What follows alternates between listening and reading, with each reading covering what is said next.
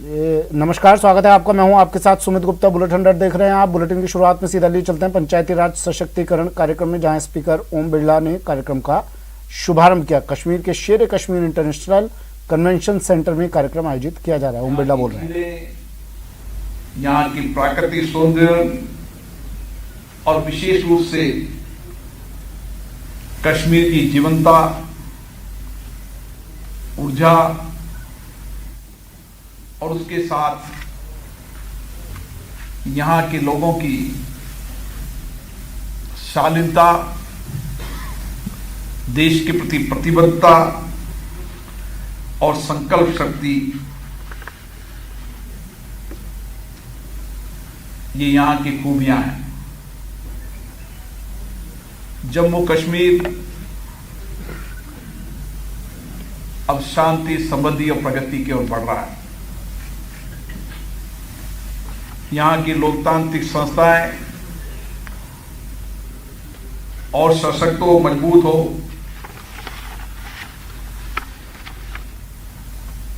इसके लिए सभी संस्थाएं सामूहिक मिल से काम कर रही है। इसके लिए मैं बधाई देता हूं। लोकतंत्र हमारी जीवन पद्धति में है। लोकतंत्र हमें आजादी के बाद नहीं मिला। लोकतंत्र इस देश की प्राचीन संस्कृति और सभ्यता है।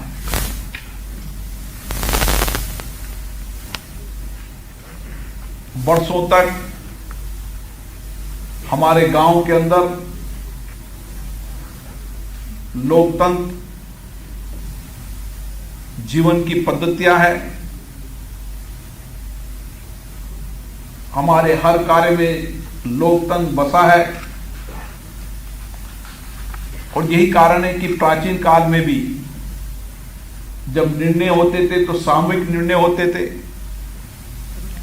सबकी सहमति से निर्णय होते थे और उस निर्णय को सभी लोग मानते थे। ये परंपराएं हमारे हमेशा रही है। आज भी दुनिया के अंदर शासन चलाने की सबसे महत्वपूर्ण पद्धति मानी जाती है तो लोकतंत्र है। और इस लोकतंत्र में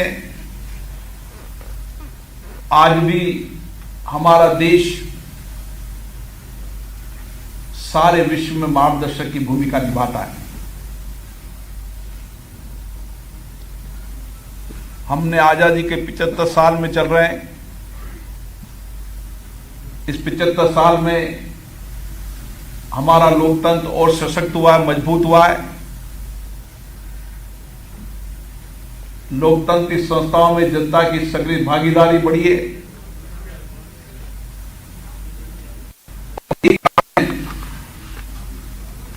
कि आज गांव की पंचायत में भी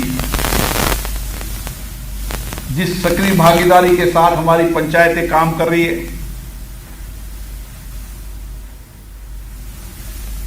जनता की अपेक्षा आकांक्षाओं के अनुरूप काम कर रही है, इससे हमारी आर्थिक और सामाजिक प्रगति बढ़ी है। ये सही कहा फारूक अब्दुल्ला जी ने कि देश विशाल भी है, विविधतापूर्ण भरा हुआ भी है। हमारी अलग अलग संस्कृति, अलग अलग धर्म हो सकते हैं,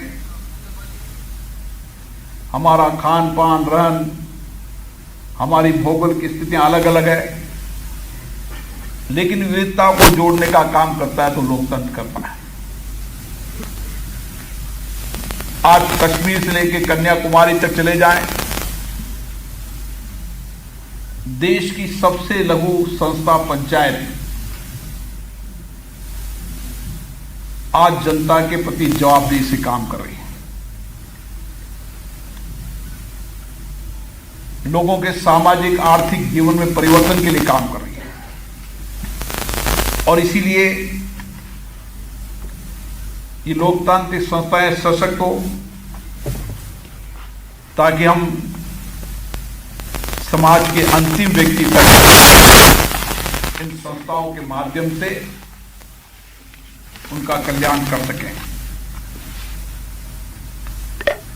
लोकसभा अध्यक्ष के रूप में मेरा दायित्व है कि जनता से चुनी हुई सभी लोकतांत्रिक संस्थाएं सशक्त हो, मजबूत हो, पारदर्शिता हो, जनता के प्रति जवाबदेह हो और इन संस्थाओं के माध्यम से हम किस तरीके से जीवन बेहतर कर सकते हैं, इसलिए हमें सामूहिक रूप से इन संस्थाओं को मजबूत करने के लिए कार्य करना होगा। और इसीलिए हमारे देश के अंदर जितनी भी लोकतांत्रिक संस्थाएं हैं, उन लोकतांत्रिक संस्थाओं में जनता से संवाद होता है, चर्चा होती है और चर्चा और संवाद के बाद हमारी पंचायती कार्य योजना बनाती है। और इसीलिए हमारा सबसे मजबूत ढांचा अगर पंचायत बनेगा तो हम देश में जितने भी बनने वाले कानून, नीतियां, कार्यक्रमों को ठीक से क्रियान्वित कर पाएंगे। क्योंकि जनता से सीधा अगर संवाद रहता है, जनता से सीधी जुड़ी अगर संस्था कोई रहती है तो पंचायत रहती है। और इसलिए पंचायतें सशक्त रहनी चाहिए। मुझे बहुत खुशी हुई कि जब मैं पहलगांव में कल गया था तो वहां मुझे पंचायत राज के प्रतिनिधि मिले थे।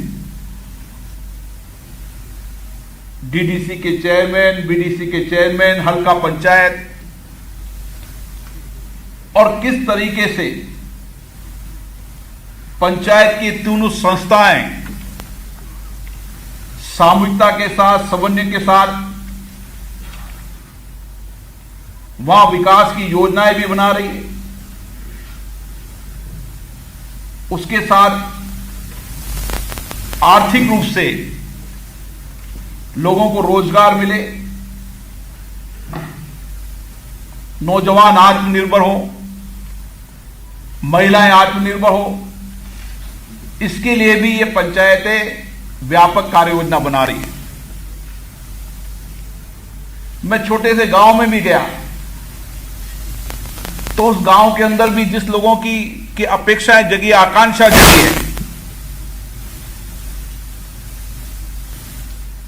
उनको लगता है कि इन अभावों को दूर करने से हम देश विदेश के पर्यटकों को और आकर्षित कर पाएंगे। ये आकांक्षा और दूर दराज के गांव के लोगों के अंदर भी जगी है। इसलिए मैंने उपराज्यपाल महोदय को कहा है कि इस प्रदेश के अंदर देश विदेश के पर्यटक आते हैं और ये पर्यटक